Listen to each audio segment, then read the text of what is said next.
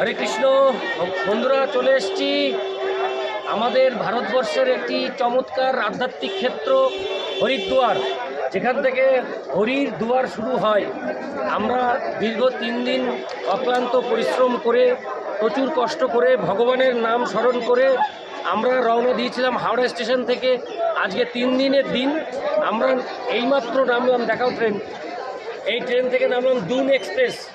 তো আমরা চলে এসেছি একদম ভগবানের সেই দ্বার, অর্থাৎ হরির দ্বার, হরির যে দুয়ার তাকে বলে হরিদ্বার। তো এখান থেকেই আমাদের বদ্রীনাথের যাওয়া শুরু হবে। তো আজকে আমরা পুরোটাই এই হরিদ্বারে বিভিন্ন টুরিস্ট পয়েন্টগুলো দেখব এবং হর কি পৌড়িতে স্নান করব, সন্ধ্যারতি দেখব। তো এখন আমরা এই প্রথম নামলাম এবং আমরা এখন যাব, আমাদের হোটেল নেব। তো সেখানে গিয়ে তারপরে আমরা বেরোবো ঘুরতে। Thank you. তো আমরা চলে এসেছি Haridwar station. Thank you so much.